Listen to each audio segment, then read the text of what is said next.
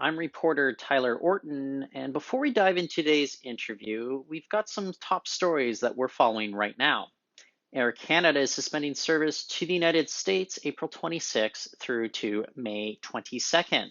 The move comes following an agreement between the governments of Canada and the US to extend border restrictions for another 30 days. And Vancouver based Form Athletica has just closed a $12 million Series A funding round for its high tech swimming goggles. The capital raise is backed by undisclosed investors in the United States, the United Kingdom, and Denmark, and it comes at a time when investments are slowing down a little bit amidst this pandemic. That's it for now. Now, here's our interview. Hi, welcome to Coping with COVID-19. Now, of course, British Columbia's clean tech industry, it's been emerging as a global leader the past few years. So we have to ask ourselves, what does a pandemic like this mean for such a high growth industry, especially for here on the West Coast? Our guest today is Jeanette Jackson. She's the CEO of the Foresight Cleantech Accelerator Centre. Jeanette, great to talk to you again. Thanks for joining us on the show. Thanks for having me. So I got to ask you this. I'm sure a lot of our viewers are wondering this too, but we're looking at, say, fossil fuels. They're now never been cheaper. The oil is now trading in negative territory, at least in the North American markets at this point. Is it cause for concern? Is it just a temporary blip that you foresee? Because I think maybe the concern for some people in industry is that if fossil fuels are that much cheaper to burn, is it going to give that much more incentive for them to keep, standard ways of using energy? Absolutely. Very good question. Foresight as an organization, we've been supporting the oil and gas sector by introducing clean technologies to that sector for a very long time, over 6 years. And what we're seeing now with the price of oil dropping to where it is, I think we all have to take a step back and question, is that a sustainable business model for powering Canada and all of the countries that we export to? So there's absolutely some red flags here that we need to be aware of. Well, talk to me a little bit about Foresight's mandate here. Obviously, you guys are working with industry to make sure that you can facilitate all the stuff that we all acknowledge needs to happen with regards to climate change. Tell me a little bit about your mandate, though. Absolutely. We are what you would call a clean tech ecosystem accelerator. So we support early stage companies as they figure out their value proposition and their go-to-market strategy. We support industry in helping them identify areas that they could become more sustainable in and make introductions to those technology providers. And then, of course, the other key stakeholders are investors, academia, and government. And so we work to introduce companies to investors. We work with government to understand better policy for clean technology. And of course, knowledge centers are where a lot of research and ideas come from. So at this point, it's been, I think, about 5-6 weeks since I think we got into a different state of mind here across Canada. What are some of the concerns being brought to your attention right now with people in your industry? Absolutely. I think at first it was just overall shock and disbelief that we were in a health crisis, but very quickly we all realized this was a pretty serious economic crisis as well. One of the unfortunate things is over the last few years, clean tech has really started to build momentum. We're getting technologies into so many sectors, from oil and gas, forestry, transportation, built environment. Progress is being made. And unfortunately, an economic crisis like this has everyone put on the brakes on spending, on raising money. And so the ripple effect to the companies themselves is they're having to lay off people, they're having to reevaluate their business models, and even consider what it's going to take to essentially survive. So is this one of those moments where maybe industry needs to hunker down and realize its value proposition, or is it going to be almost kind of a rethink of where industry goes from here?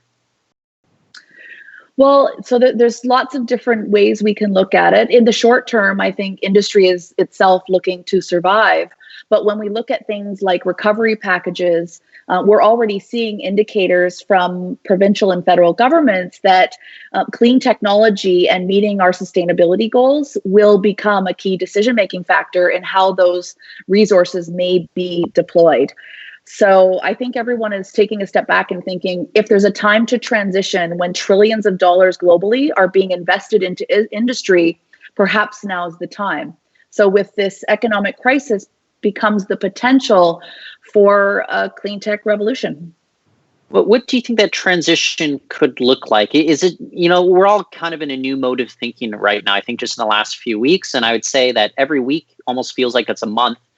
Yeah. Has it given industry time to kind of catch its breath, figure out what that transition point could look like, and maybe this could be an opportunity in the end? Well, I think it's still early, but what you are seeing is a lot of associations and other groups that are very passionate about the energy transition coming together to ensure that a voice for clean tech is very clear at all levels of government. And so things like letters that outline different ways that we can progress industry as part of recovery and resiliency packages. We're looking at people come together and looking at technology and innovation roadmaps that could possibly be implemented now with these resources coming available. And then, of course, even industry themselves, longtime industries need to reflect on their business models. And so how can they be more efficient, and what do they need to do to have that sort of energy resiliency moving forward? So we're seeing a lot of moving parts. I think it's a little early to know what that's going to be. We're about 5 weeks into the pandemic, but I think in the next 5 to 6 weeks, you're going to see a lot of strong indicators from various folks passionate about clean tech and how clean tech is a future huge economy for Canada come to the top of the pile.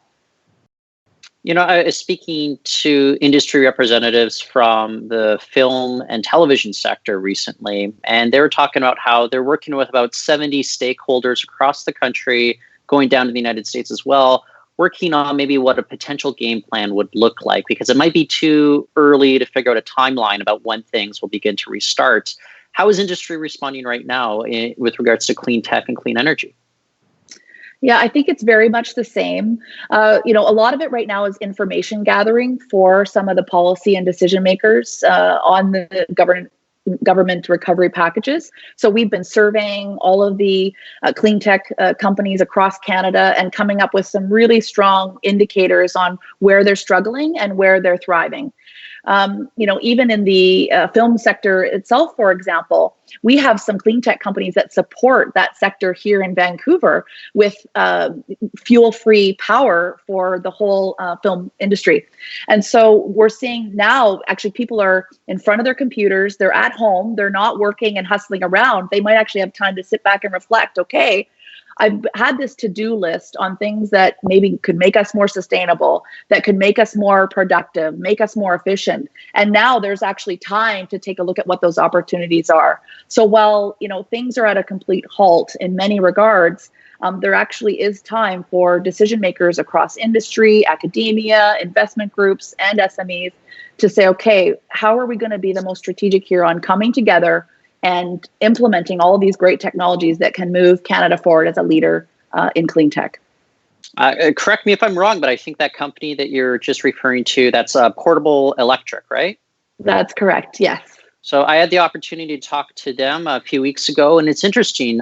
They've started to pivot. They've realized, okay, look, if there's a bit of a lockdown here, why don't we look at, say, medical services, getting involved with helping facilities? Is there a certain resiliency, a certain willingness to be flexible and think about other opportunities right now in your industry? Absolutely. I think it's really important to shout out to some of the manufacturing capabilities that we have in the province. Many of them are traditionally manufacturing products for the clean tech sector, and many of them have band together and pivoted to manufacture goods and services for the health sector in the short term. And there's actually a group of over 40 manufacturers that are doing amazing things for the province and the rest of Canada. So business models and pivoting, absolutely essential. So it's been great to see those opportunities come available for them.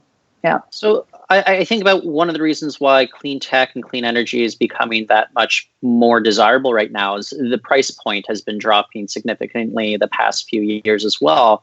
I am wondering, though, are there concerns that, we could face some setbacks with regards to an economy that is grinding to a halt, that, I don't know, this could stymie the growth that you guys wanted to see in the coming years? So the opportunity for industry to transition during these hard times is prevalent. Some industries are struggling where others are actually picking up and having to be more strategic on how they're going to be able to support this new normal. So sectors that are affected would be transportation. So how we move goods, how we ensure that new technologies are considered and making that as efficiently as possible.